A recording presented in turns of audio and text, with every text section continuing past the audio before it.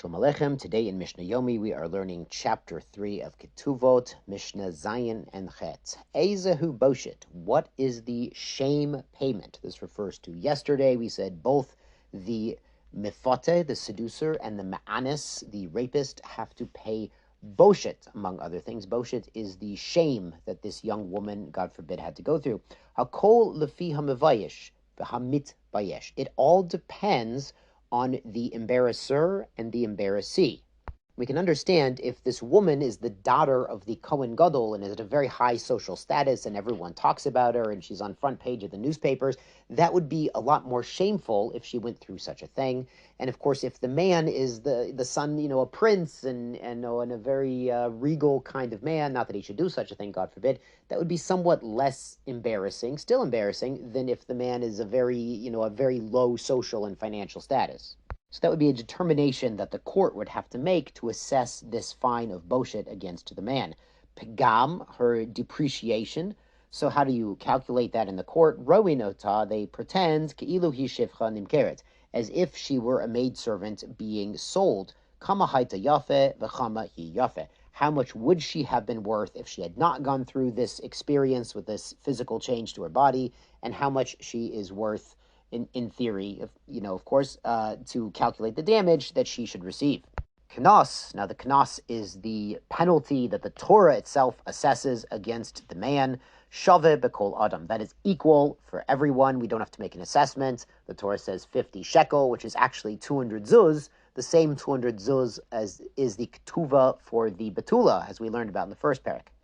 The Mishnah adds here, "V'kol sheyesh lo kitzva min Torah," any financial amount that is stated in the Torah itself, shave l'chol adam, that is equal for everyone, no exceptions. Let's go on to Mishnah 8. Kol makom sheyesh mecher, any time where there's a power of sale, ein knas, there's no 50 shekel penalty payment in the event of me'anis or mefate. V'kol makom sheyesh knas, ein mecher, and vice versa.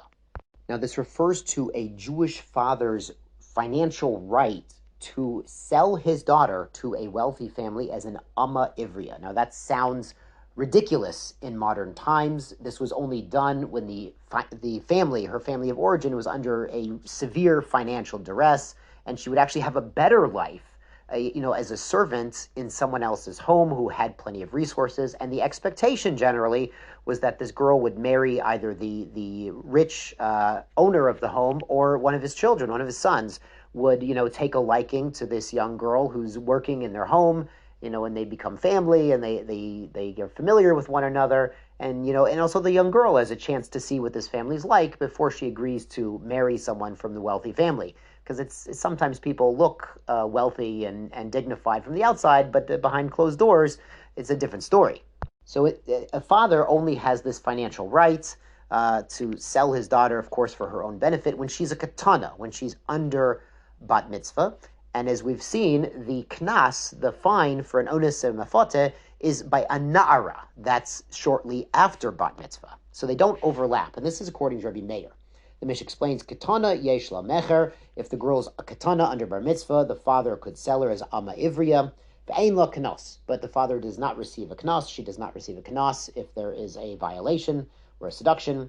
Nara yesh la knas, a young girl, nara is after bat mitzvah, she does receive a knas, ein la mecher, but she cannot be sold as amma ivriya by her father. Now this ruling actually reflects the opinion of Rabbi Meir. The other sages disagree, and they say even a katana, if she, God forbid, would be abused by a man, she would get a knas. That man would have to pay the knas even under bat mitzvah. Bogeret, now bogeret is a third category. This is sort of, she's already grown up. It's already, a while after bat mitzvah. She's already bogeris, she's already, the ripe age of 13 or something. Ein lo mecher velo knas. She certainly cannot be sold by her father, even if it's for her own good. And she does not receive a knas because already at this age, she's assumed to in the event of a pitui, of seduction, she's assumed to be of sound mind to go along with such a thing. Not that she should, not that anyone should do such a thing, but she's assumed to be mochel, to waive the knas because she's going along with the act.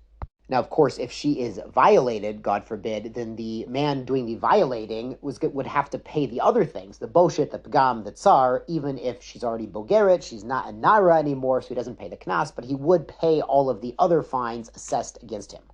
Yasher kochachem, sei gesund.